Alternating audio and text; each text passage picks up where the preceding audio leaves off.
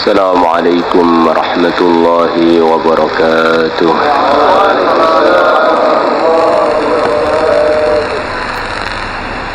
إن الحمد لله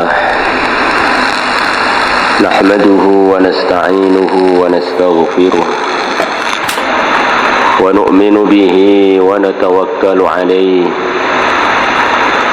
ونعوذ بالله من شرور أنفسنا ومن سيئات أعمالنا. من يهده الله فلا مضل له ومن يضلله فلا هادي له. أشهد أن لا إله إلا الله وحده لا شريك له وأشهد أن سيدنا ومولانا محمدا عبده ورسوله لا نبي بعده. اللهم صل وسلم على سيدنا محمد وعلى آله وأزواجه وذرياته وصحابه والتابعين والناصرين لدينه إلى يوم الدين. أما بعد، فقد قال في كتابه الكريم: سبحان الذي أسرى بعبده ليلا من المسجد الحرام إلى المسجد الأقصى الذي باركنا حوله لنريه من آياتنا إنه هو السميع البصير. وقال النبي صلى الله عليه وسلم: لأن يهدي الله بك رجلا واحدا خير لك من حمر النعم أو كما جاء في الحديث. Teman-teman semua, kita di bulan yang mulia, bulan Rajab, yang mana artinya Rajab adalah mulia. Bulan Rajab, bulan mulia yang digelari oleh para ulama dengan Rajab al-Asab. Bulan mulia yang di dalamnya bercucuran anugerah-anugerah dari Allah Subhanahu wa ta'ala, khususnya bagi umat Muhammad. Yang anugerah-anugerah itu di bulan-bulan yang lain pun tidak ada. Maka begitu mulianya bulan Rajab, untuk tabarukan dengan bulan Rajab, banyak orang-orang soleh dinamakan oleh ayahnya dengan nama Rajab. Ulama-ulama besar bernama Rajab, karena Rajab itu memang bulan besar. Akhirnya cocoklah untuk menamakan perkara-perkara yang besar. Tokoh-tokohnya hidayah umat, para ulama, para salihin.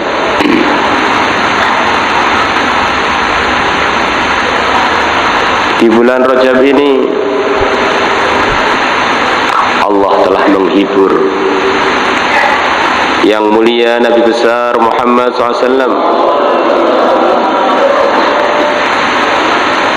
selepas beliau disakiti, selepas beliau tidak dihormati, selepas beliau menerima sambutan yang begitu jelek dari orang-orang Taif. Maka kata para ulama, penduduk-penduduk di langit pada dengar bagaimana Sayyidul Anbiya kurang dihormati oleh sebagian penduduk bumi. Maka mereka meminta kepada Allah supaya penduduk langit dimuliakan oleh Allah dengan didatangkan kepada mereka yang mulia Nabi besar Muhammad sallallahu alaihi wasallam. Kalau penduduk bumi tidak menghormatinya, kami penduduk langit telah merindukannya. Kami penduduk langit ingin mendapatkan rahmat khusus dari Allah dengan sebab kedatangannya Nabi akhir zaman, yang mana Allah telah memutuskan bahwa Nabi akhir zaman adalah merupakan asbab datangnya rahmat untuk seluruh alam. Di antara yang dimaksud alam adalah makhluk-makhluk Allah yang di langit sana, langit pertama, langit kedua, langit ketiga, langit keempat, langit ketujuh. Maka selepas kejadian Taif tidak sampai 1 tahun, tengah-tengah yang mulia Nabi besar Muhammad sallallahu alaihi wasallam lepas Isya istirahat di Masjidil Haram, maka malaikat Jibril diutus oleh Allah untuk menjemput beliau. Telah disiapkan tunggangan khusus, hewan khusus yang bernama buraq, yang hewannya ini sudah sekian lama kurang doyan makan, kurang doyan minum. Hewannya ini katanya makan juga, nggak tahu makanannya apa, sampai lebih kurus dari teman-temannya, karena pengen dipilih oleh Allah untuk dinaiki Nabi akhir zaman. Hewan-hewan pun pada rindu, pengen dinaiki oleh yang mulia Nabi besar Muhammad SAW. Maka orang kok tidak rindu dengan pimpinannya, dengan Sayyidul Anbiya war Rusul? Ini hatinya begitu keras. Dia ini perlu belajar pada hewan-hewan. Hewan aja ngerti bahwa makhluk Allah yang paling layak untuk dirindukan adalah yang mulia Nabi besar Muhammad sallallahu alaihi wasallam. Maka Nabi pun naik buraq.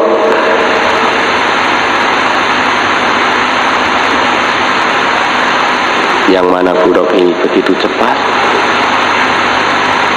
sekali ngeloncat, meloncatnya sejauh pandangan mata dia, begitu cepat. Maka beliau berjalan dengan malaikat Jibril naik buraq. Di perjalanan ada macam-macam pelajaran yang Nabi mengambilnya untuk disampaikan kepada umatnya. Di antaranya di tengah perjalanan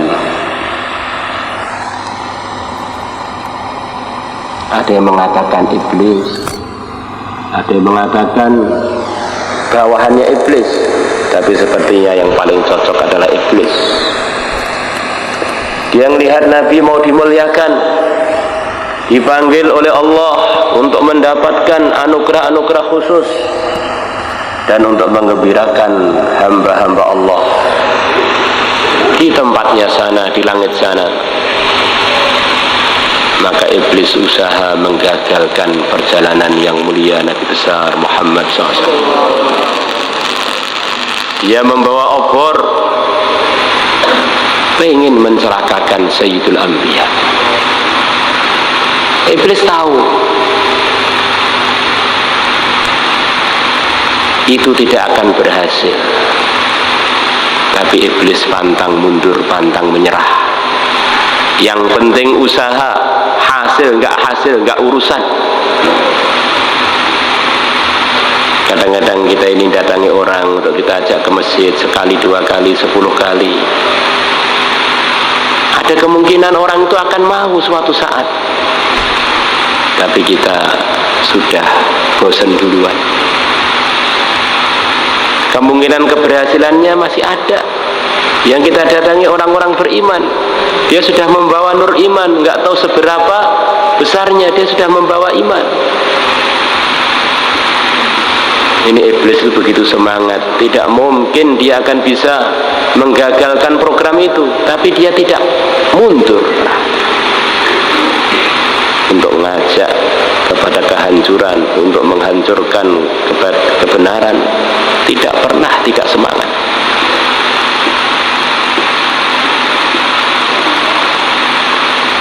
Katanya sebagian ulama, kalau kita ini melihat makhluknya Allah sebagai ciptaannya Allah, walaupun iblis, kita pun bisa ngambil pelajaran dari dia. Iblis kok begitu jos, masa saya kalah jos dengan iblis? Iblis itu nggak pernah minta upah. Masa kita takaza kalau nggak diikram kita sakit hati? Iblis untuk mencelakakan dirinya begitu semangat, dan mengajak orang kepada kecelakaan begitu semangat. Maka Nabi kita diajari doa-doa penjagaan oleh malaikat Jibril. Akhirnya upaya-upaya buruknya iblis gagal total. Ini satu pelajaran dalam perjalanan untuk mengikuti yang mulia Nabi besar Muhammad sallallahu alaihi wasallam. Ada godaan-godaan dari makhluk-makhluk Allah yang batil, yang tidak tampak, iblis dan bala tentaranya. Kerjasama dengan nafsu kita. Kalau kita tidak banyak berpikir, nanti ujung-ujungnya tidak mampu. Maka sekian ribu riwayat, sekian ratus nasihat dari Nabi yang isinya bekal dari beliau kepada umat supaya mereka selamat di dalam perjalanan mengikuti kebenaran yang telah dibawa oleh yang mulia Nabi besar Muhammad sallallahu alaihi wasallam. Hafidz Dimyati meriwayatkan bahwa syaitan ini dan bala tentaranya selalu ngawasi kita, pengen menjerumuskan kita di mana saja, mau di masjid, mau di rumah, di perjalanan, bahkan walaupun di zamannya Rasulullah, bahkan walaupun di majlisnya Rasulullah, bahkan walaupun itu Rasulullah sendiri, mereka tidak pernah putus asa untuk usaha membuat keonaran, penjerumusan, pengerusakan. Barang siapa pagi hari mengatakan a'udzubillahi samiil alim minasyaitonir rajim, a'udzubillahi samiil alim minasyaitonir rajim, a'udzubillahi samiil alim minasyaitonir rajim 3 kali, kemudian dia meneruskan dengan membaca 3 ayat akhir dari surat Al-Hasyr, wallahu alladzi la ilaha illa huwa alimul ghaibi wasyahadati huwar rahmanur rahim, wallahu alladzi la ilaha illa huwal malikul quddusus salamul mu'minul muhaiminul azizul jabbarul mutakabbir, subhanallah amma yusyrikun, wallahul khaliqul bari'ul musawwiru lahul asma'ul husna, yusabbihu lahu ma fis samawati wal ardi wa huwal azizul hakim. Maka Allah akan kirimkan, akan tugaskan 70.000 malaikat untuk menjaga dan menemani dia mulai pagi hari selepas baca itu sampai sore hari. Kalau sore hari dia baca, Allah akan jaga dia sampai pagi hari. Untuk menjaga sebetulnya cukup satu malaikat. Kenapa ditugaskan 70.000? Untuk menemani dia. Akhirnya dia jadi temannya para malaikat. Akhirnya jadi orang soleh.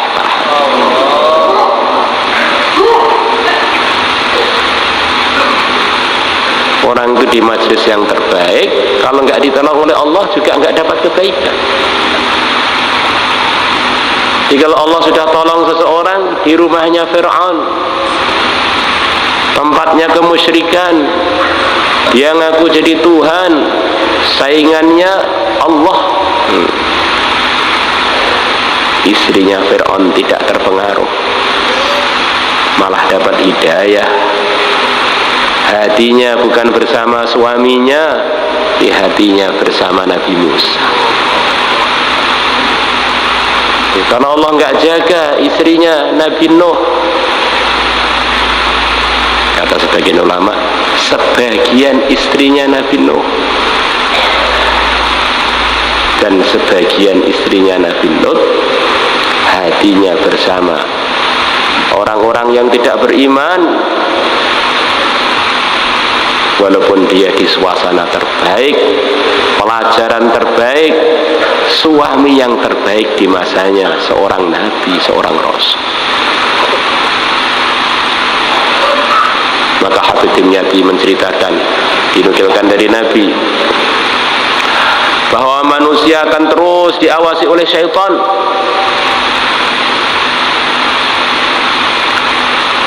Kalau dia berpikir Allah lindungi dia dalam bentengnya, akhirnya dia selamat dari godaan-godaan syaitan.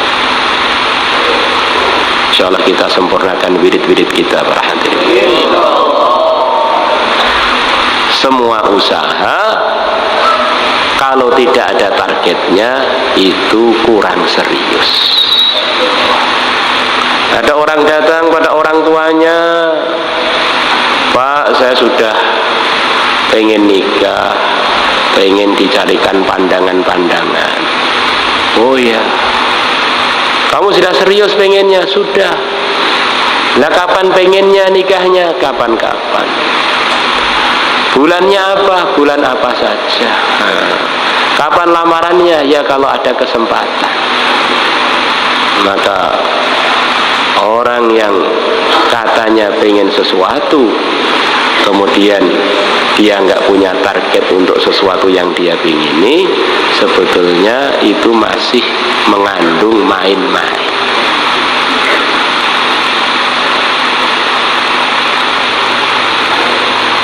Maka kita biasakan wirid-wirid dalam perpindahan-perpindahan waktu, pagi, petang, masuk WC, keluar WC, masuk rumah, keluar rumah, ketemu keluarga, awal bulan, awal malam, awal pagi, kita sempurnakan. Sampai akhirnya kita ini setiap bergerak perpindahan dari satu keadaan ke keadaan yang lain, kita ini selalu zikir kepada Allah. Harapannya akhirnya selalu selamat dari penyelewengan setan yang kerjasama dengan nafsu kita. Insyaallah semuanya niat lah. Kemudian ditingkatkan lagi sampai akhirnya cita-citanya dan usahanya pengen 24 jam selalu ingat Allah. Sebagaimana yang dicontohkan oleh yang mulia Nabi besar Muhammad SAW dalam hadis yang diriwayatkan Imam Muslim, kana Rasulullah sallallahu alaihi wasallam yadhkurullaha fi kulli ahyani. Dulu Nabi selalu ingat kepada Allah setiap saat. Harapannya biar setiap saat kita dirahmati, dilindungi dan dianugerahi oleh Allah, selamat dari penyelewengan. Kata sebagian ulama ahli wirid, setiap orang rata-rata mulai bangun tidur sampai tidur lagi 24 jam, keluar masuknya nafas dia itu kalau dihitung kurang lebihnya 70.000. Maka kita bercita-cita dan usaha lagi bagaimana waktu kita narik nafas dan keluar nafas tidak ada yang tidak ingat dengan Allah.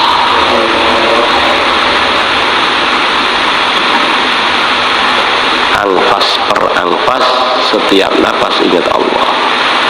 Karena kita ini suatu saat akan tidak bernapas di antara keluar dan masuknya nafas kita itu. Maka kita harapannya kalau masuknya ingat Allah, keluarnya ingat Allah, kapan aja mati husnul khotimah.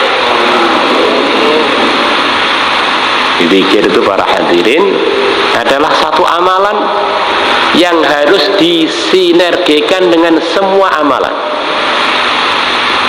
Semua amalan memerlukan zikir, tetapi zikir itu sendiri bisa dikerjakan dengan mandiri. Kita duduk khusus untuk wiridan bisa. Tetapi semua amalan kebaikan apapun kalau tidak disertai zikir, artinya ingat kepada Allah, tidak jadi baik para hadirin. Walaupun namanya nama yang baik, tapi kalau dikerjakan tanpa ingat Allah, maka tidak jadi baik. Wong nggak ingat Allah. Orang itu ngajak orang kepada kebaikan baik, tapi kalau waktu ngajak dia nggak ingat Allah, malah melihat istrinya yang diajak. Orang itu ngaji itu baik para hadirin. Di tengah-tengah ngaji nggak ingat Allah, malah ingat pacarnya. Orang itu sedekah baik para hadirin, tapi ketika sedekah dia tidak ingat Allah, ingatnya yang lain-lain. Bagaimana dia mau mengharap pahala dari Allah wong dia tidak ingat kepada dan untuk siapa dia bersedekah.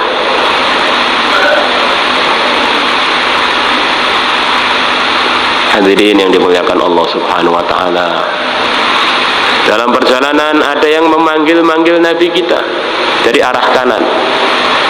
Muhammad, sini, sini, sini, sini.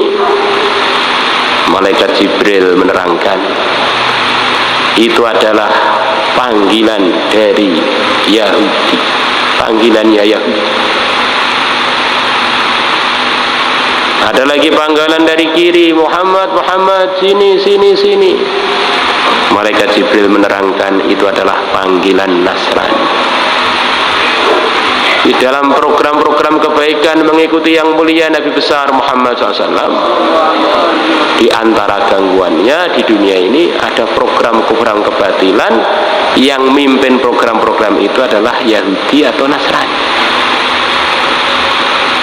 Maka setiap kita sholat sunnah ataupun wajib para hadirin, di antara isinya adalah surat Fatihah, yang di dalam surat Fatihah itu di antara isinya minta diselamatkan dari dua jalan sesat.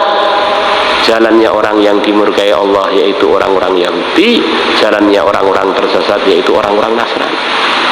Kita lihat tempat hiburan, tempat lalai, tempat kerusakan, nanti ujung-ujungnya program-programnya adalah dari setan-setan kepala hitam Yahudi atau Nasrani.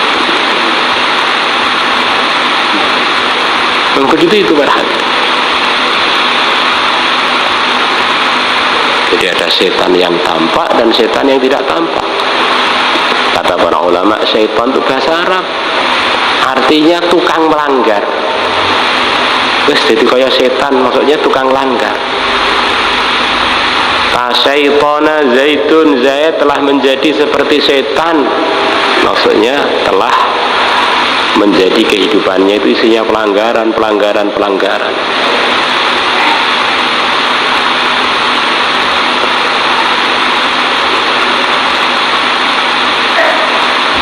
Maka kita evaluasi program keluarga kita, program kehidupan kita.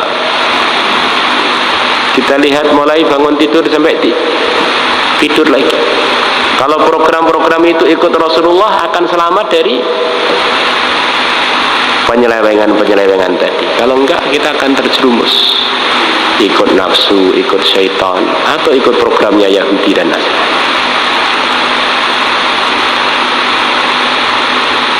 Hadirin yang dimuliakan Allah Subhanahu wa ta'ala, Nabi kita terus berjalan. Maka di antara yang beliau lihat dalam perjalanan,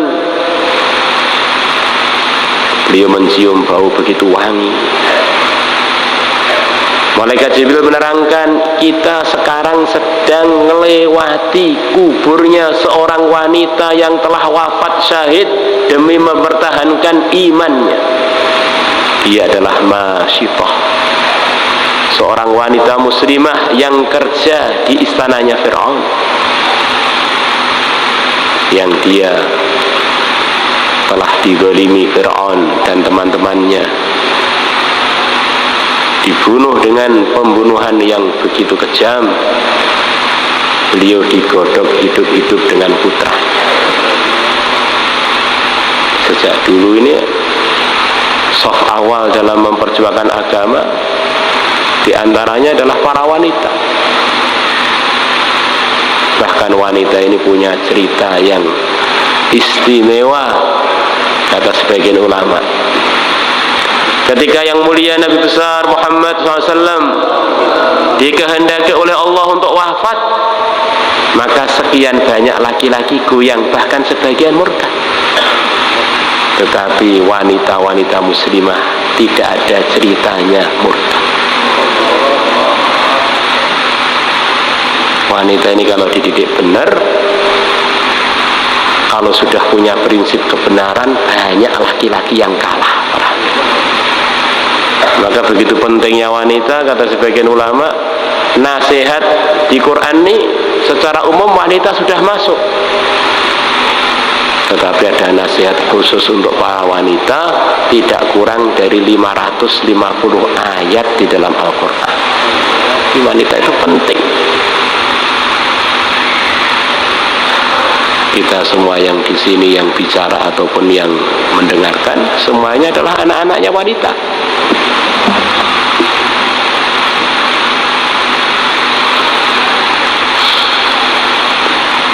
Hadirin yang dimuliakan Allah Subhanahu wa ta'ala, Nabi kita berjalan. Malaikat Jibril menghentikan buruk beliau, ayo turun sebentar di tempat yang banyak kurmanya. Kemudian beliau diberitahu malaikat Jibril, ini ya Rasulullah, ini nanti tempat hijrah Tuhan. Ini adalah tempat Tuhan nanti hijrah. Tidak berapa lama lagi Tuhan akan diperintahkan hijrah, tempatnya ya ini. Maka kata para ulama, tempat-tempat yang jadi asbab hidayah, tempat-tempat yang dipilih oleh Allah untuk menyebarkan kebaikan, itu memang pilihan dari langit para hadirin.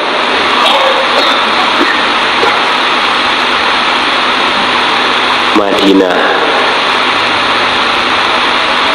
dipilih oleh Allah, meninggalkan seluruh daerah-daerah yang lain, yang dipilih kok Madinah. Maka kita daftarkan kampung kita, kita tirakati daerah kita, biar dipilih oleh Allah untuk jadi tempat-tempat yang jadi asbab berkembangnya hidayah seluruh alam berhati. Ini tempat ini strategis, airnya mudah, dekat jalan raya, cocok untuk dijadikan mahalah idaman. Ternyata nggak cocok berarti.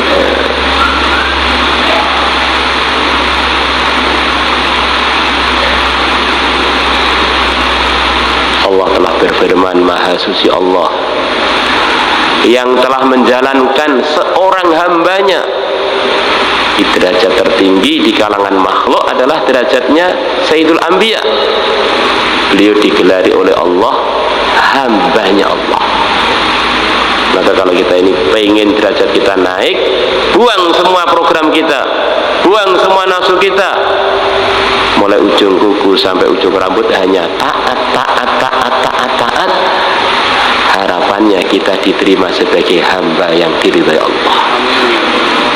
Asra, yang telah menjalankan waktu malam bi abdi, seorang hambanya, minal masjidil haram. Perjalanannya dimulai dari Masjidil Haram ilal Masjidil Aqsa, akhir perjalanannya yang di dunia sampai ke Masjidil Aqsa. Zahabtu min Temboro ila Masfati. Aku telah pergi mulai dari Temboro sampai Masfati, ini sudah selesai. Ilal Masjid Aqsa, sampai masjid yang terjauh. Maka kata sebagian ulama, berarti ada masjid yang wusto, yang tengah-tengah antara Masjidil Haram Mekah sampai masjid yang terjauh. Dan itulah yang diterangkan barusan, Nabi kita diajak berhenti oleh malaikat Jibril ke tempat calon Masjid Nabawi.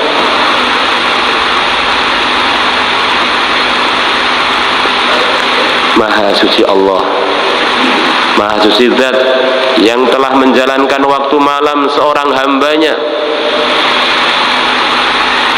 Perjalanannya mulai dari Masjidil Haram sampai masjid yang terjauh, Masjid Aqsa. Di tengah-tengahnya mampir ke Masjid Al-Awsat yang tengah-tengah, calon Masjid Nabawi. Beliau akhirnya sampai ke Masjidil Aqsa. Ini naik buruknya sudah selesai. Naik buruk hanya sampai Masjidil Aqsa. Kemudian Nabi mulai Mi'raj, yang artinya Mi'raj adalah tangga para hati, tempat untuk naik, tangga yang begitu indah, yang terbuat dari bahan-bahan yang begitu indah. Saking indahnya sulit untuk diungkapkan keindahannya, yang semua nyawanya orang beriman sebelum kedatangan Nabi telah melewati tangga itu untuk naik ke langit untuk mendapatkan anugerah-anugerah dari Allah. Maka sabda Nabi dalam sebuah riwayat, kalau kamu melihat orang mati kemudian dia melotot seperti melihat sesuatu yang mengherankan dia, itu adalah karena dia melihat Mi'raj yang pernah saya lalui untuk menuju langit. Kalau orang yang tidak beriman tidak melihat itu para hadirin, melihatnya siksa, melihatnya hal yang ngeri-ngeri. Maka Nabi naik ke langit lewat tangga, bukan naik buruk. Maka beliau naik tangga, ketemu dengan para anbiya di langit sana, ketemu arwahnya para anbiya. Beliau berdialog dengan arwahnya para anbiya. Beliau salam kepada beliau-beliaunya dan beliau-beliaunya salam kepada beliau. Begitu tinggi derajatnya para anbiya, nyawanya pun masih mikirkan umat, ngobrol-ngobrol dengan Nabi akhir zaman, masih mendoakan Nabi akhir zaman biar selamat, dan semuanya juga nanyakan keadaan umatnya Nabi kita, Nabi besar Muhammad SAW. Kurang lebihnya begitu. Tapi yang soreh dialognya agak panjang adalah Nabi Ibrahim, Nabi Musa, nanti akan datang ceritanya. Dan berserta setiap nabi yang di langit itu dengan berbagai macam riwayatnya. Ada yang Nabi Idris, ada yang Nabi Harun, ada yang Nabi Adam, dan seterusnya. Ada sebagian arwah umatnya ikut nyertai para anbiya di langit sana. Mereka begitu dekat dengan para anbiya ketika hidupnya, begitu mirip amalannya dengan para anbiya ketika hidupnya.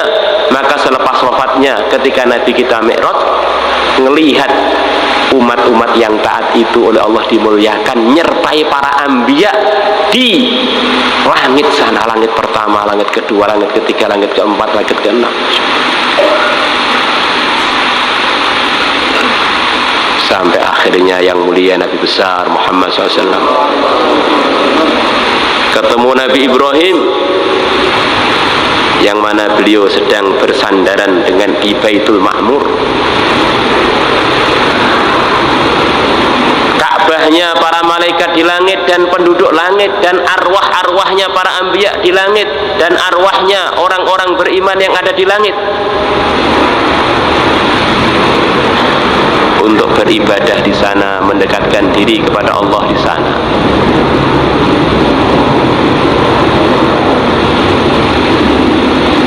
Maka itulah yang dikatakan oleh para ulama bahwa arwahnya para anbiya dan arwahnya sebagian sulaha, walaupun mereka telah wafat, diizinkan oleh Allah untuk menghadiri majlis-majlis kebaikan.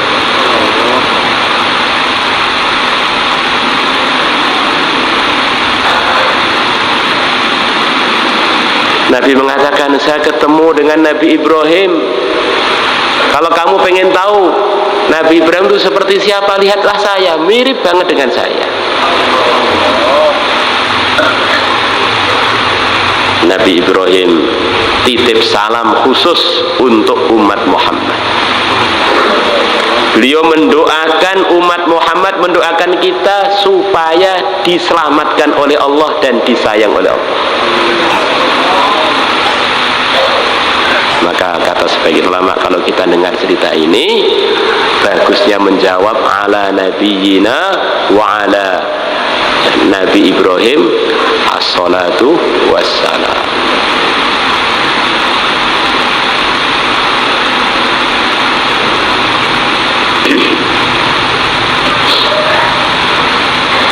Sampaikan kepada umatmu, wahai Nabi Muhammad, surga itu tanahnya luas dan subur, supaya mereka banyak menanam dengan memperbanyak membaca subhanallah walhamdulillah wa la ilaha illallah Allah akbar. Nabi kita ikut tawaf di Baitul Ma'mur.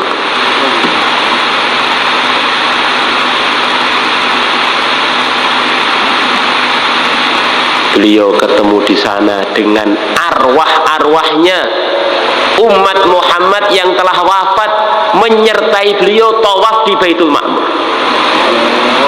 Masya Allah, alangkah mulianya para hadirin. Bukan Nabi, bukan Rasul, umatnya Nabi kita diizinkan oleh Allah sampai ke Baitul Ma'mur untuk menyertai nabinya untuk mengadakan ibadah di sana. Isinya Mi'raj para hadirin, ketemunya Nabi dengan para arwah, para malaikat, para arwah, para malaikat, para arwah. Arwahnya orang-orang mulia yang mereka begitu mulianya, diizinkan oleh Allah selepas wafatnya masih terus berdoa untuk umat, berdoa untuk umat, berdoa untuk umat.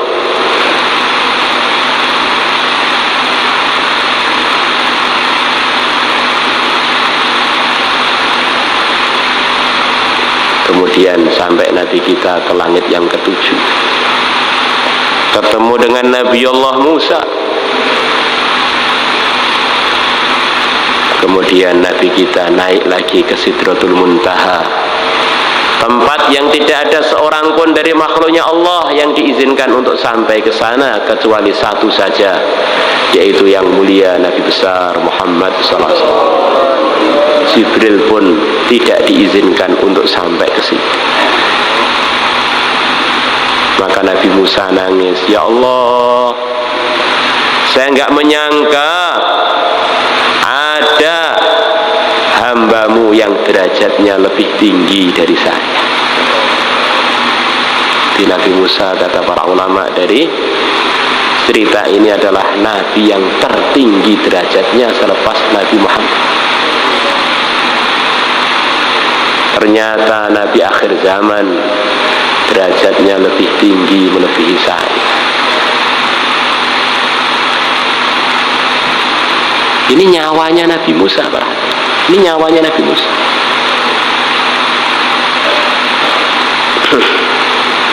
Maka Nabi kita mendapatkan anugerah, diberi sholat 50 waktu.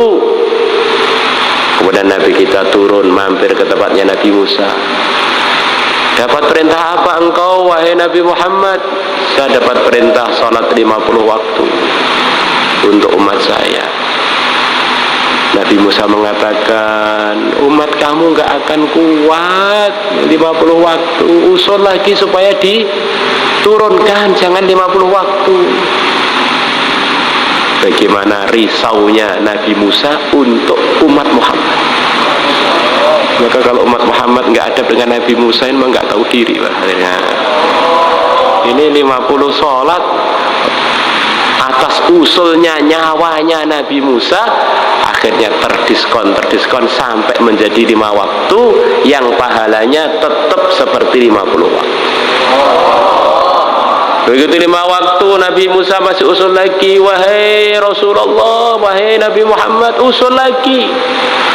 Umat saya Bani Israel itu umurnya lebih panjang, fisiknya lebih kuat melebihi umat engkau. Tapi mereka saya ajak hanya setiap hari Sabtu ibadah ke tempat-tempat masjid itu, tempat-tempat ibadah itu loh, banyak yang bolos. Nah umat kamu lemah satu hari 5 kali, saya khawatir banyak yang bolos nanti. Akhirnya yang dikhawatirkan Nabi Musa jadi kenyataan. Ini Nabi Musa sudah firasat nih, banyak umat yang sholatnya bolong ini.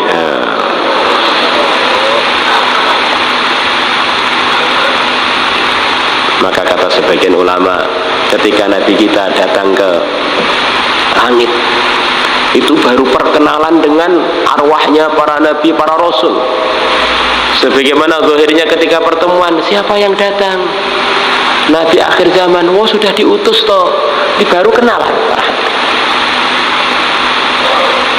Sampai akhirnya Nabi kita turun, semua arwahnya para anbiya ikut turun, kemudian sholat bareng-bareng diimami oleh yang mulia Nabi besar Muhammad sallallahu alaihi wasallam. Sholat peresmian bahwa seluruh arwahnya para anbiya dipimpin oleh Sayyidul Anbiya mengerjakan sholat yang diantara isinya sholat adalah mintakan hidayah untuk umat. Kalau orang bilang kita fikir hidayah, fikir dakwah sampai mati, itu belum meniru para anbiya, Pak. Kalau meniru para anbiya, sebagaimana hadis yang barusan disebutkan tadi, sampai wafat, sampai hari kiamat, semuanya mikirkan kebaikan umat.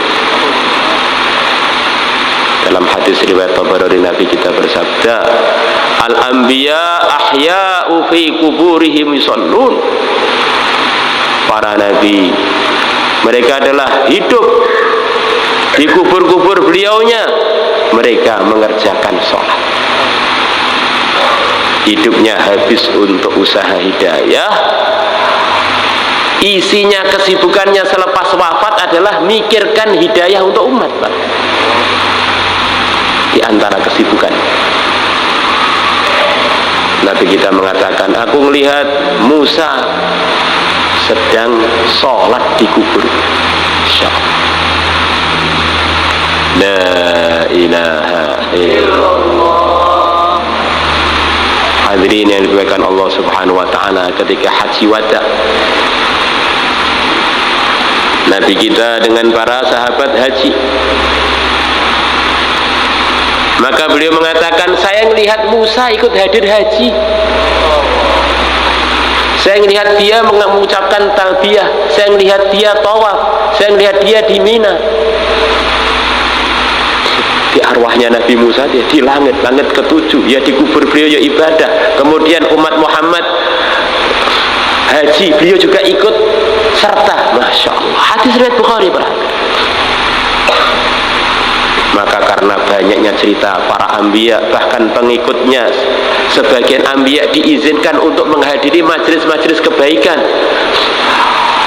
mengerjakan sholat selepas wafatnya. Maka ada seorang ulama besar yang kalau kita membaca hadis-hadis dalam kitab Kutubus Sittah selalu saja ada nama beliau, yaitu Thabit Al-Bunani.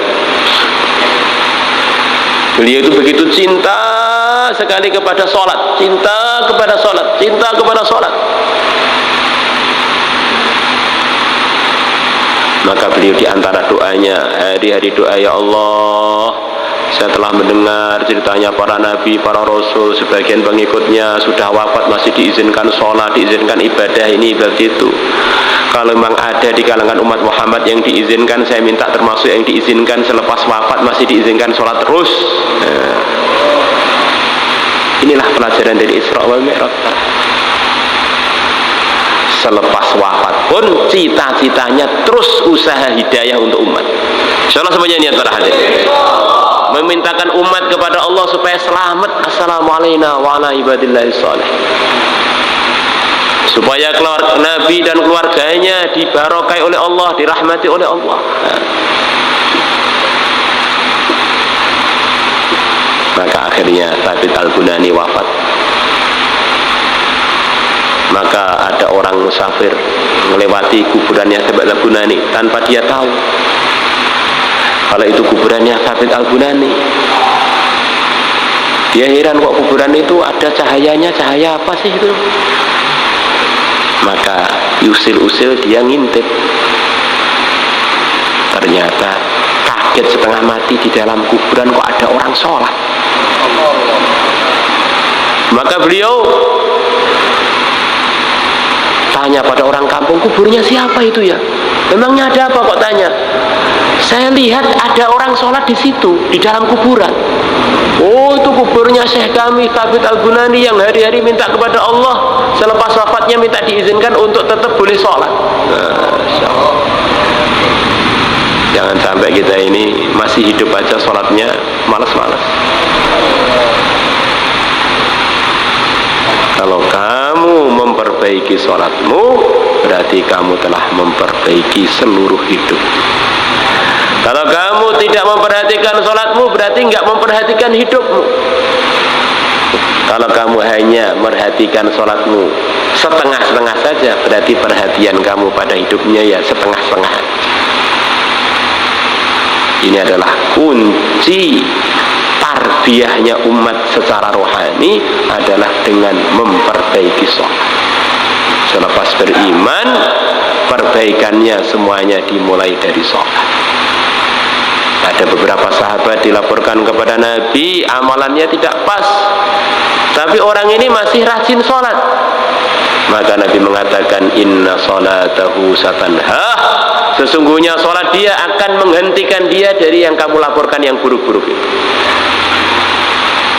Kata sebagian ulama, orang itu kalau ada sholat yang baik dalam kehidupannya seperti mobil yang mungkin saja sekarang nabrak, tetapi dia ini ada penghentinya, ada remnya, suatu saat akan berhenti juga. Tapi tidak sebaliknya, walaupun mobil bagus, warung orang itu sepertinya Masya Allah seperti setengah wali lah, minimal setengah wali murid sudah pengen nikah katanya, tetapi sholatnya nggak terjaga, itu seperti mobil yang remnya blong. Akhirnya orang-orang nggak salah diseruduk oleh mobil itu. Orang sedang enak-enak nunggu di lampu merah diseruduk oleh truk yang remnya blong. Begitulah kalau orang sholatnya tidak pas, maka kalau dia ada pelanggaran sulit untuk berhenti. Apa-apa diseruduki barang. Maka untuk itu semua kita perlu ada ngeluangkan waktu 24 jam ikut Nabi, 24 jam biar selamat dari godaan-godaan tadi, 24 jam usaha hidayah umat, usaha 4 amal. Maka untuk itu semua, siapa yang siap meluangkan waktu untuk keluar 1 tahun, silahkan para hadirin, insyaallah. Mari jamaah ya. Mari insyaallah. Ustaz, silakan untuk taskil 1 tahun. Silakan. Mari Pak. Silakan alumni pesantren, ustaz baik yang sekarang mungkin tahassus yang ada di sini ataupun yang sudah makomi di kampung, silakan untuk niat 1 tahun fisabilillah. Silakan Pak. Mari Pak, niat setahun. Jamaah setahun yang sedang bergerak yang ada di markas boleh juga silakan berdiri dan kumpul di depan untuk tafakur ulang, menyemangatkan bagi yang lain untuk niat 1 tahun. Mari jamaah sekalian. Setahun. Masya Allah, silakan, Masya Allah, silakan. Kemudian 4 bulan negeri jauh para hadirin, Masya Allah, 4 bulan negeri jauh. Mari jamaah sekalian, jamaah yang akan berangkat ke Rusia, silakan maju depan, Insya Allah. Mari. Besok hari Ahad berangkat ke Jakarta untuk segera Insya Allah akan terbang ke Rusia 1 jamaah. Masya Allah. Mari Pak, jamaahnya Ustaz Alwan, silakan. Jadi Jubair dan kawan-kawan. Mari Pak, Insya Allah. Tim taskil negeri jauh, silakan untuk mencatat kembali Rusia. Mereka pada perang para hadirin, kita ajak ke masjid aja ya, Insya Allah ya. Masya Allah. Mari Pak, yang lain. Berikutnya jamaah yang akan berangkat ke Amerika, silakan. Ya, ada mau ke Amerika, Masya Allah. Amirul Kafirin, ayo kita ajak para hadirin. Masya Allah. Mari, jamaah yang akan ke Amerika dari Bondowoso, dari Tulungagung, dari Kediri, dari Magetan, silakan. Insya Allah sebentar lagi akan dikirimkan jamaah ke Amerika. Mari Pak, mari. Yang belum terdaftar boleh Insya Allah. Ya, Masya Allah. 4 bulan dalam negeri, IPB niat dulu. Ya, Masya Allah, berangkatnya dimusyawarahkan. Mari. Insya Allah. Yang niat IPB, niat India, niat Bangladesh, silakan. Niat dulu, daftar dulu. Kemudian persiapan berangkatnya nunggu musyawarah. Mari. Sudah terbentuk yang akan ke Bangladesh. 2 rombongan kurang lebih para hadirin, Masya Allah. Ada yang ke Bangladesh, silakan berdiri Insya Allah. Mari Pak, India, Bangladesh, daftarnya sekarang boleh, persiapan nanti amalannya, persiapan bekalnya, berangkatnya dimusyawarahkan. Mari Pak. Mari. Dalam negeri, selanjutnya dalam negeri jamaah sekalian. Jamaah yang akan berangkat dalam negeri, berapa hari saja? 4 bulan, 40 hari, silakan. 4 bulan, 40 hari. Mari Pak, sisa masa jamaah gerak boleh juga. Insya Allah daftar ulang untuk tafakur tim taskil. Masya Allah. Mas-surat kita ajak istri kita para hadirin, kita daftarkan untuk berjuang seperti ceritanya Mas Sitoh tadi para hadirin. Masya Allah, silahkan. Biar kuburannya wangi, bukan ketika bedaan aja wangi, kuburnya pun wangi para hadirin. Masya Allah. Silahkan, Masya Allah. Mari Pak, jamaah surat. Ada berapa sang? Silakan berdiri. Insyaallah. Jamaah surat. Silakan. Surat, Masya Allah. Boleh. Dari Temboro Timur 1 jamaah, silakan berdiri. Jamaah surat. 15 hari, 10 hari, ataupun dari Halakoh 3 hari, daftar ke tim taskil daripada di markas. Berangkat dari Halakohnya masing-masing tak apa-apa, tapi daftar tafakur dengan taskil masturat. Kemudian bagi yang ada kemampuan, kemarin diulang lagi teman-teman penanggung jawab Thailand mengundang kita untuk istimak di sana para hadirin. Walaupun secara prosedur masih ada kendala-kendala, kita kalau ke sana ada karantina 10 hari. Sampai sekarang ini katanya awal Maret nanti akan hilang karantina itu. Masya Allah. Boleh Pak, yang niat ke Thailand Pak? Niat ke Thailand para hadirin, siapa tahu nanti longgar, kita mulai tanggal 4 sampai tanggal 7 berarti ya. 3 hari. Hadir istimak ya, bukan 4 bulan 40 hari, hadir istimak. Bentar aja kemampuannya. Paling pulang pergi 1 bulan. Insya Allah. Silakan. Yang niat hadir istimak. Ada undangan khusus ke Temboro ini. Mengharapkan orang Temboro datang ke Thailand ini. Undangan khusus ya Mas sekalian. Kita semua diundang secara khusus datang ke Thailand. Dan 2 hari yang lalu juga ada surat lagi dari Nizamuddin kepada kami, kepada saya, untuk ikut hadir di sana, karena para masyayikh sebagian nggak bisa masuk sana, suruh nyertai sana. Ini masih diniatkan juga para hadirin, insya Allah. Mari Pak, insya Allah. Mewakili Temboro datang ke Thailand, insya Allah. Semuanya coba sekalian. Masya Allah. Ya, insya Allah. Insya Allah semuanya niat para hadirin. Kurang lebihnya minta maaf. Takror 2-3 apa yang baik-baik diulang-ulang untuk menyemangati diri kita, keluarga kita, teman-teman. Insya Allah saling tazkir para hadirin. Kurang lebihnya minta maaf. Assalamualaikum warahmatullahi wabarakatuh. Coba sekalian jangan bubar.